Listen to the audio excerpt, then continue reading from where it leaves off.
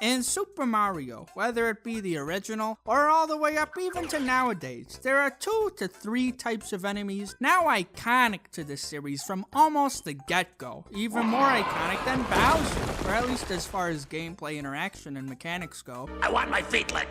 And that's the Goomba and the red and the green Koopas, though we could just say both Koopas for short. But what's so great about these guys? They're only in every single level of every single game ever. Well, let's go back a little bit into the times. Back to 1983 with your brand new spanking Super Mario Bros. Game. Play as Mario or Luigi as you transfer through the levels in order to rescue a talking toad, I mean a woman. A game like this could be made in Game Maker Studio in like 2 seconds nowadays. But back then, this stuff, look at these graphics. Look at these pixels, these Mario sprites. These are the future. Your only gameplay mechanic is running fast, jumping on the enemies, maybe shooting fire, but basically only using 2 buttons and the control stick to move to get from point A to point B, whilst trying not to die. So the main point is, infrastructure of technology was very limited and not all encompassing. It sucked. It sucked a whole great lot. They didn't have their smartphones. They didn't got the big baboombas of grand and envisionous means of supply. What they had sucked, and yet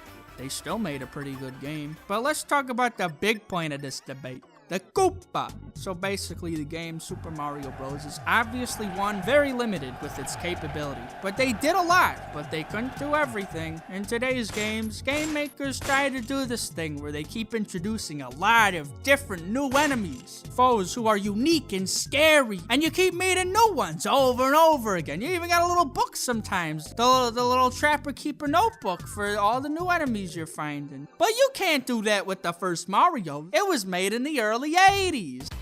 That's way too limited of time. So we can't use a lot of different foes per game, or else the coding might fudge up, because that's how code works. You add one little character and suddenly the whole damn thing don't work. Stuff that has nothing to do with each other might suddenly start wonking out. You add one little new sprite to Mario's jumping, hey, now the map doesn't work. And it don't make sense, but that's reality. So let's say you can only have 3 different enemies per game. Maybe even just 2. Who knows? But here's the kicker. Your game is a platformer, and your only weapon is your feet. Or fireballs. Now in platformers, you're supposed to step on an enemy. So what you do is you jump on them. Okay, that's pretty cool. Jump! Jump! Jump! Okay, now that's lame. The novelty wears out with the aspect that the only way to defeat your foe is by effectively hitting them with precision the top hit point of the character's head. There's nothing to add to this. Nothing. You kill your foe and then you walk past them. And nothing to it. Except, there's also the Koopa. Finally, I could talk about the Koopa. The thing about the Koopa is that it adds another level of gameplay to the gameplay. It has a very special game mechanic. The idea that if you bounce on it, it turns into a shell, and then you could kick the shell. You could spin it across the map till it collides with something. You never get bored with the Koopa, because for the aspect of platformer gameplay, this is a very satisfying experience. You could kick the Koopa, you could use it to kill others, maybe even yourself. I don't know why, but you could. Maybe if you're in between walls, you want to avoid touching the Koopa, because then it could also bounce and kill you. And as far back as 1988, Super Mario Brothers 3! you could pick the Koopa shell up and throw it about wherever you'd like. The main appealing aspect of the Koopa and the Koopa shell is that this creates variety amongst interaction with not just enemies, but simultaneously the world. Something impressive for 1983.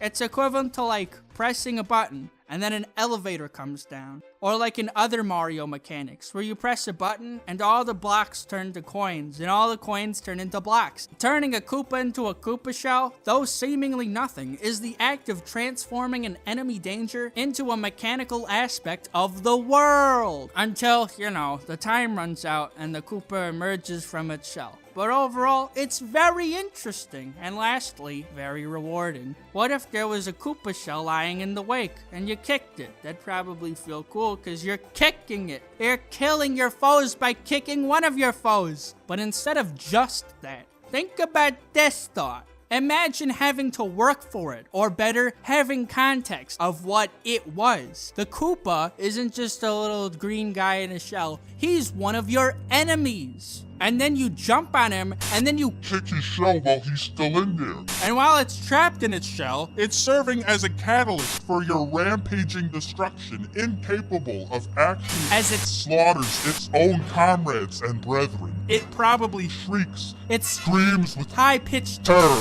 while you follow it from behind a slight of distance, gazing out the horror, the terror, and laughing methodically like the true villain of the franchise. Ha! Ha! Ha! That's why Koopas are pretty cool. They change the mechanics of a world in the flash of an eye.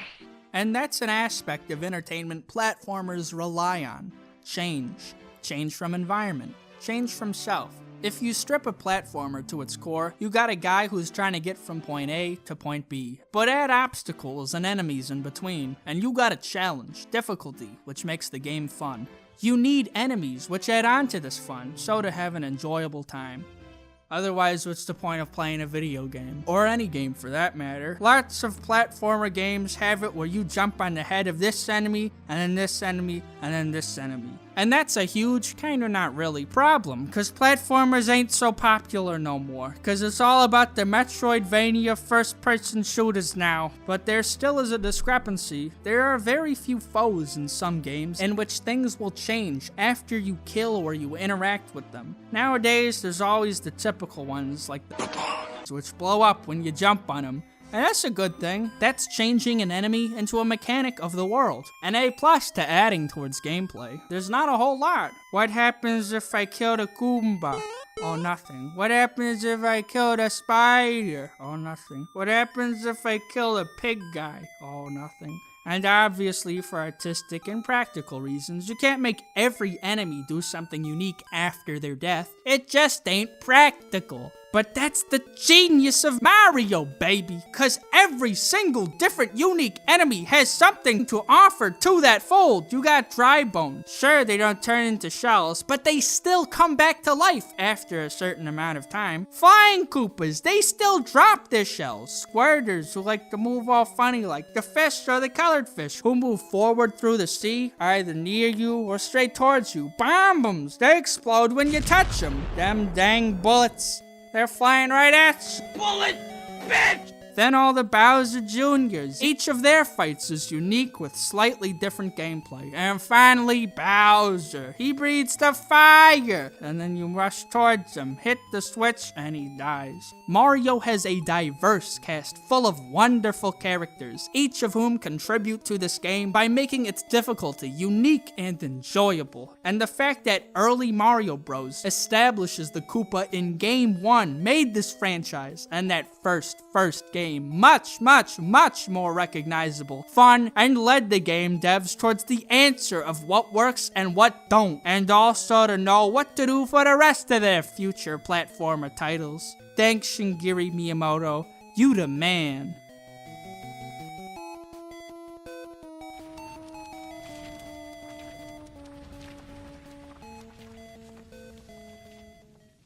Buy Meatman shirt now.